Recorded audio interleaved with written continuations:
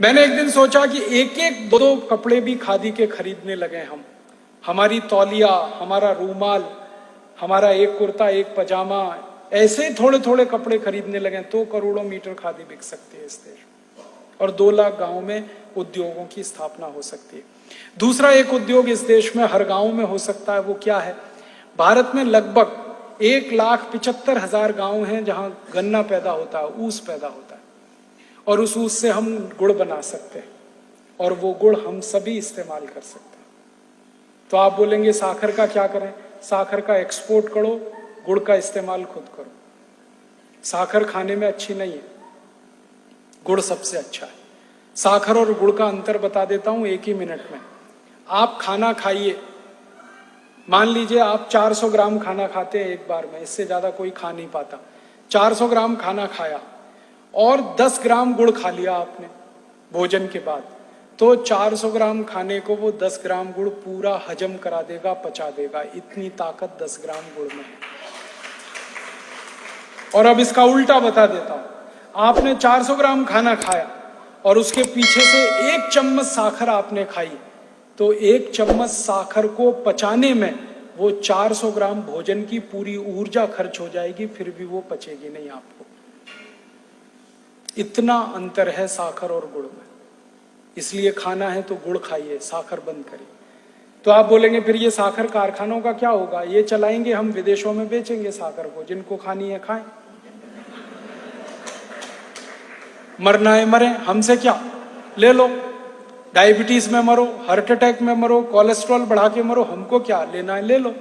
फिर उनको जागृति आ जाएगी, विदेशों में भी जागृति आएगी, तो फिर वो साखर नहीं गुड़ मांगेंगे। तो अच्छा है, सब कारखाने बंद करके गुड़ बनाएंगे हम, तो सारी दुनिया को खिलाएंगे, हम खुद खाएंगे।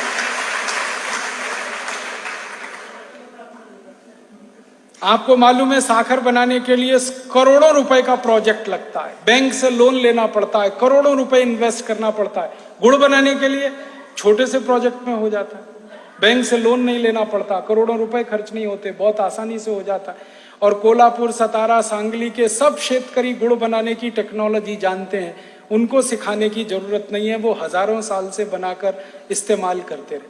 और गुड़ से भी अच्छी एक चीज है जो सारी दुनिया को हम खिलाएं तो बात ही कुछ और है, वो है काकवी। आपको सुनकर हैरानी होगी, वो गुड़ से भी अच्छी है। गुड़ तो अच्छा है ही, लेकिन वैज्ञानिकों ने जो रिसर्च करके दिया वो बताया काकवी गुड़ से भी 100 गुना अच्छी है।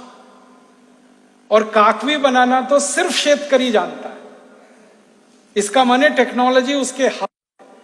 हम अगर उसको प्रमोशन करें, गांव गांव में जहां भी ऊस उत्पन्न हो रहा है वहां काकवी बने, बोतल में बंद करके अच्छी पैकिंग करके सारी दुनिया में बिके, लोग खरीदने को तैयार है, क्योंकि उनको वो क्वालिटी की कोई चीज मिलती नहीं, हम दे सकते।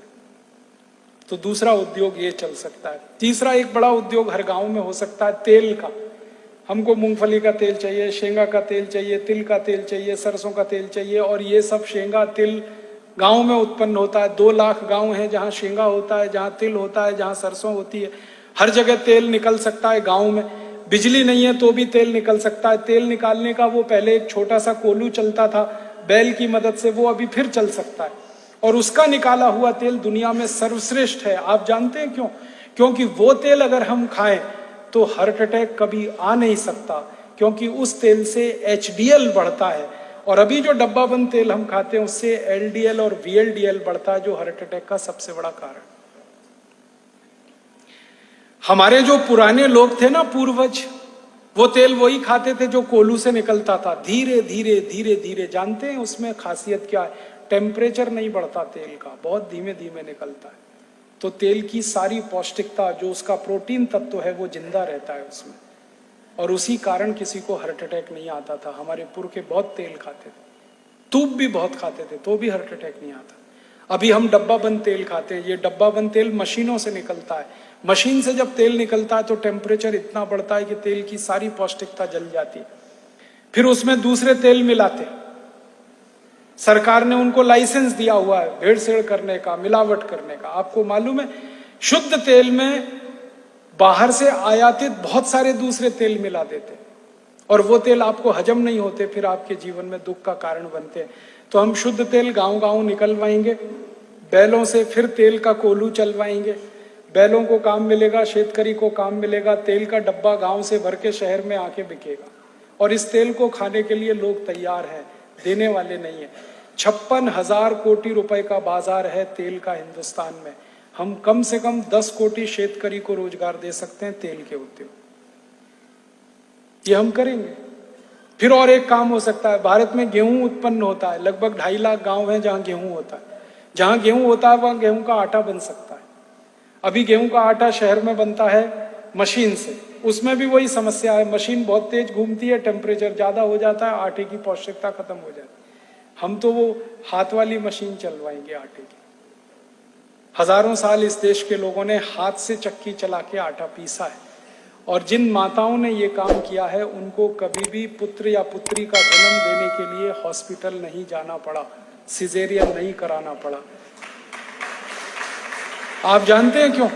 जब वो चक्की चलाते हैं तो उसमें सबसे बड़ी एक्सरसाइज होती है वो गर्भाशय की होती है, पेट की होती है, और माँ का गर्भाशय सबसे ज्यादा लचीला बनता है जब आप वो चक्की चलाते हैं।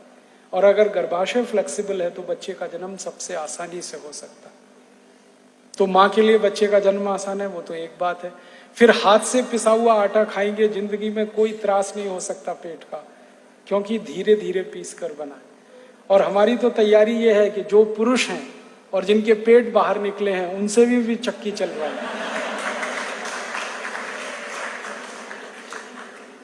उनका भी पेट अंदर चला जाएगा, वो स्लिम और ट्रिम हो जाएंगे। ऐसे भी चक्की चलाते हैं ना, स्वामी रामदेव जी चलवाते हैं कि नहीं? फिर असली में चलवाएंगे। गांव गांव में आटा भी बनेगा, लोगों को रोजगार मिलेगा, हमको बेस्ट क्वालिटी। और आपको माहिती है, शेतकरी गेहूं बेचे तो 11 रुपए किलो और गेहूं का आटा 26 रुपए किलो। तो गेहूं क्यों बेचना? आटा बना के बेचना ना, फिनिश प्रोडक्ट देना, रॉ मटेरियल गांव से बाहर नहीं लाना। भारत में 90,000 गांव हैं, 90,000, जहां बटाटा उत्पन्न होता है। अब बटाटा जहां है वहां बटाटा चिप्स बनवाएंगे गांव गांव से और शहर में बिकवाएंगे। विदेश की कंपनी आके बटाटा चिप्स बेचती है 400 से 500 रुपए किलो, हम 100 रुपए किलो तो बेच ही सकते हैं। रफल्स है, हॉस्टेस है, टॉप रेमन है, ये सब 400-500 रुपए किलो के हैं। हम हमारे गांव का बटाटा चिप्स 50 रुपए 100 रुपए किलो बेचे, करोड़ों लोगों को काम मिल सकता है। फिर टमाटर पैदा होता है 65,000 गांव में, टमाटर का सॉस गांव में बन सकता है, वो शहर में बिक सकता है। अचार है, मुरब्बा है, ऐसे 100 उद्योग हर गांव में चल सकते हैं।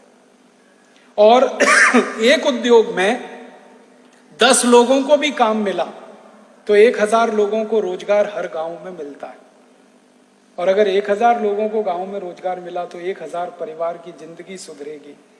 इस देश का बेरोजगारी गांव से बिल्कुल खत्म हो जाएगी। और मैं तो वो दिन देख रहा हूं कि शहरों में बसे हुए लोग गांव भागकर वापस जाएंगे, क्योंकि उनके घर के पास ही उनको रोजगार मिल जाएगा। शहरों के लोग अगर गांव वापस चले जाएं तो झुग्गी झोपड़ियां खत्म हो जाएंगी। मुंबई की धारावी जो झुग्गी झोपड़ी है वो हमारे मुंह पर तमाचे की तरह से, वो इसलिए है कि गांव में रोजगार नहीं है तो मुंबई जाके उनको रोजगार ढूंढना पड़ता है। जब गांव में काम मिलेगा तो कोई झुग्गी झोपड़ी में क्यों रहने शहर में जाए। ऐसी व्यवस्था हम बनाना चाहते हैं और इस पूरी व्यवस्था को बनाने में मात्र 10 लाख करोड़ का खर्चा है और हमारे पास 110 लाख करोड़ है।